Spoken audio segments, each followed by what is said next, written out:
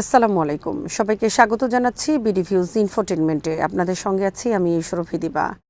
মার্কিন যুক্তরাষ্ট্র ও ইরানের মধ্যে দীর্ঘস্থায়ী সংঘাতের পর পাকিস্তানের মধ্যস্থতায় একটি সমঝোতা প্রতিষ্ঠার ঘোষণা দক্ষিণ ও পশ্চিম এশিয়ার ভূরাজনীতিতে নতুন বাস্তবতা তৈরি করেছে। এই প্রক্রিয়ায় তুরস্কের প্রেসিডেন্ট রিসেপ তাইয়িপ এরদোয়ানের সমর্থনের কথা প্রকাশ্যে উল্লেখ করে প্রধানমন্ত্রী শাহবাজ শরীফ যে বার্তা দিয়েছেন তা শুধু কূটনৈতিক সৌজন্য নয়, বরং আঙ্কারা ও ইসলামাবাদের ক্রমবর্ধমান কৌশলগত অংশীদারিত্বের একটি স্পষ্ট ইঙ্গিত। আগামী দিনে পাকিস্তান তুরস্ক সামরিক সহযোগিতা এবং ইরানের সঙ্গে পাকিস্তানের সম্পর্ক নতুন মাত্রা লাভ করতে পারে, যার প্রভাব মধ্যপ্রাচ্য, দক্ষিণ এশিয়া এবং বৃহত্তর মুসলিম বিশ্বের রাজনৈতিক ভারসাম্যের ওপর পড়বে। আরও বিস্তারিত থাকছে ওয়াহিদ ফারুকীর প্রতিবেদনে।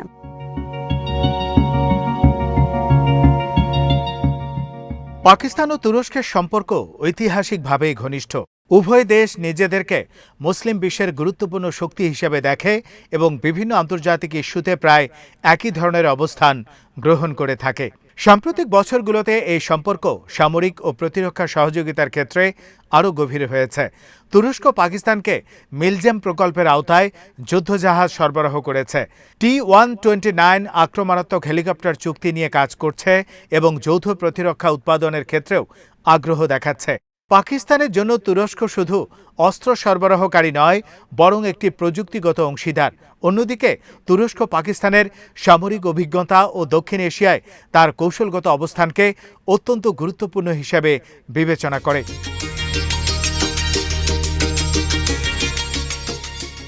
এরদোয়ান সরকারের অধীনে তুরস্ক নিজেকে একটি স্বাধীন ও বহুমাত্রিক শক্তি হিসাবে প্রতিষ্ঠা করতে চায়।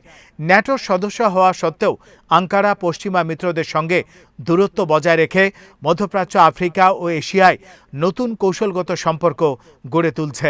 এই প্রেক্ষাপটে পাকিস্তান তুরস্কের জন্য একটি স্বাভাবিক অংশীদার।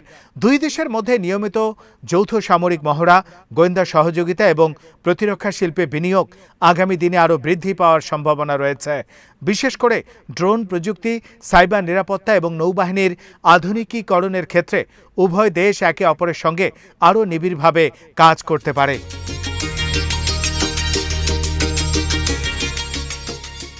পাকিস্তানের সামরিক নেতৃত্ব তুরস্ককে দীর্ঘমেয়াদী সহযোগী হিসেবে দেখছে। ফিল্ড মার্শাল আসিম মনিরের নেতৃত্বে পাকিস্তান সেনাবাহিনী আঞ্চলিক বাস্তবতাকে নতুনভাবে মূল্যায়ন করছে। চীন পাকিস্তানের প্রধান কৌশলগত অংশীদার হলেও ইসলামাবাদ এখন তুরস্কের সঙ্গে সম্পর্ককে এমন এক পর্যায়ে নিয়ে যেতে চায় যা তাকে পশ্চিমা প্রযুক্তি ও মুসলিম বিশ্বের সমর্থন উভয়ই নিশ্চিত করতে সাহায্য করবে। এই প্রেক্ষাপটে পাকিস্তান তুরস্ক সামরিক সহযোগিতা ভবিষ্যতে একটি শক্তিশালী প্রতিরক্ষা জোটের রূপ নিতে পারে, যদিও তা আনুষ্ঠানিক সামরিক জোটে পরিণত হওয়ার সম্ভাবনা আপাতত সীমিত।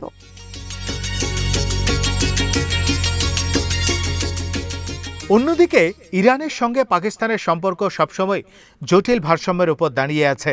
দুই দেশের মধ্যে দীর্ঘ সীমান্ত রয়েছে, ধর্মীয় ও সাংস্কৃতিক সম্পর্ক রয়েছে, আবার নিরাপত্তা ও ভূরাজনৈতিক প্রতিদ্বন্দ্বিতাও রয়েছে। ইরান ও সৌদি আরবের প্রতিদ্বন্দ্বিতার সময় পাকিস্তান নিরপেক্ষ অবস্থান বজায় রাখার চেষ্টা করেছে। একই সঙ্গে যুক্তরাষ্ট্র ও চীনের মধ্যকার প্রতিযোগিতার মধ্যেও ইসলামাবাদ তার কৌশলগত অবস্থান রক্ষা করার চেষ্টা করেছে।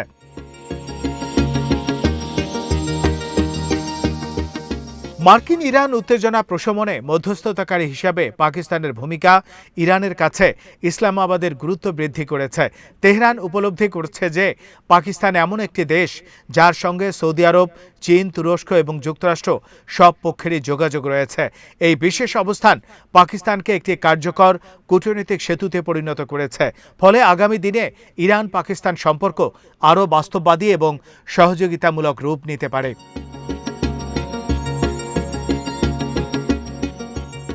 অর্থনৈতিক ক্ষেত্রেও দুই দেশের মধ্যে সম্ভাবনা রয়েছে।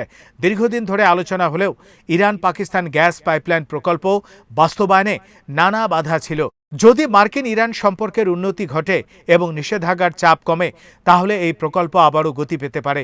পাকিস্তানের ক্রমবর্ধমান জ্বালানি চাহিদা পূরণে ইরানি গ্যাস গুরুত্বপূর্ণ ভূমিকা রাখতে পারে।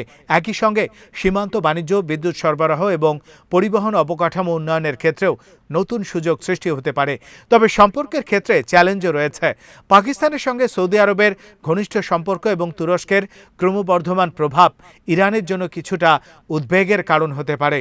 যদিও তুরস্ক ও ইরান বিভিন্ন সহযোগিতা করে, তবুও সিরিয়া, ককেশাস এবং মধ্য এশিয়ার মধ্যে তাদের প্রতিযোগিতা রয়েছে। পাকিস্তান যদি তুরস্কের সঙ্গে অত্যন্ত ঘনিষ্ঠ সামরিক অংশীদারিত্ব গড়ে তোলে, তাহলে তেহরান পরিস্থিতি সতর্কভাবে পর্যবেক্ষণ করবে। ফলে ইসলামাবাদের জন্য ভারসাম্য বজায় রাখা অত্যন্ত গুরুত্বপূর্ণ হবে।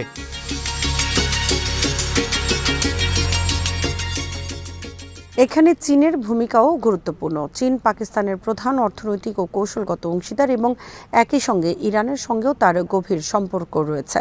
বেইজিং আঞ্চলিক স্থিতিশীলতা বজায় রাখতে আগ্রহী, তাই চীনের উৎসাহে পাকিস্তান ও ইরানের মধ্যে অর্থনৈতিক ও নিরাপত্তা সহযোগিতা আরও বাড়তে পারে। চীন চাইবে তার বেল্ট অ্যান্ড রোড উদ্যোগ এবং চীন পাকিস্তান অর্থনৈতিক করিডোরের সঙ্গে ইরানের সংযোগ স্থাপিত হোক, যা পুরো অঞ্চলের জন্য নতুন অর্থনৈতিক সম্ভাবনা সৃষ্টি করতে পারে।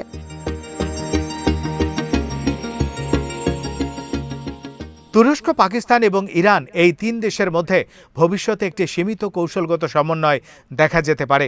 যদিও তাদের স্বার্থ সব ক্ষেত্রে এক নয়, তবুও পশ্চিমা প্রভাবের বাইরে আঞ্চলিক স্বায়ত্তশাসন, অর্থনৈতিক সহযোগিতা এবং নিরাপত্তা ইস্যুতে পারস্পরিক সমন্বয়ের সুযোগ রয়েছে। বিশেষ করে আফগানিস্তান, জ্বালানি, নিরাপত্তা এবং বাণিজ্যিক যোগাযোগের ক্ষেত্রে তিন দেশ একসঙ্গে কাজ করতে পারে।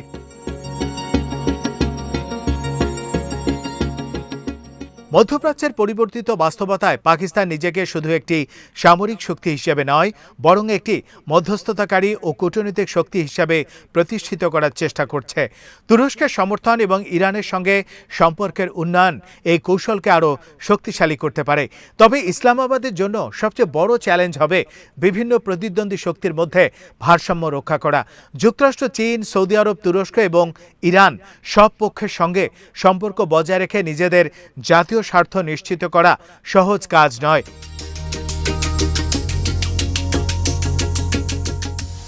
সবকিছু বিবেচনায় রেখে বলা যায়, পাকিস্তান তুরস্ক সামরিক সহযোগিতা আগামী বছরগুলোতে আরও গভীর হবে এবং প্রতিরক্ষা প্রযুক্তি, যৌথ উৎপাদন ও নিরাপত্তা সমন্বয়ের নতুন ক্ষেত্র উন্মোচিত করবে। একই সময় ইরানের সঙ্গে পাকিস্তানের সম্পর্ক আরও বাস্তববাদী, অর্থনৈতিকভাবে লাভজনক এবং কৌশলগতভাবে গুরুত্বপূর্ণ পর্যায়ে পৌঁছাতে পারে। যদি আঞ্চলিক উত্তেজনা নিয়ন্ত্রণে থাকে এবং কূটনৈতিক উদ্যোগ সফল হয়, তাহলে পাকিস্তান তুরস্ক ও ইরানের মধ্যে একটি সেতু বন্ধনকারী শক্তি হিসাবে আবির্ভূত হতে পারে, যা তাকে শুধু দক্ষিণ এশিয়াতেই নয়, সমগ্র মুসলিম বিশ্বের রাজনীতিতে আবারও প্রভাবশালী অবস্থানে নিয়ে যেতে সক্ষম হবে।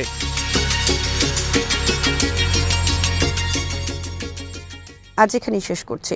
সমরাস্ত্র প্রতিরক্ষা ও কূটনীতির নানা তথ্য জানতে চোখ রাখুন বিডি ভিউজ ইনফোটেইনমেন্টে। চ্যানেলটি ভালো লাগলে সাবস্ক্রাইব করুন। আল্লাহ হাফেজ।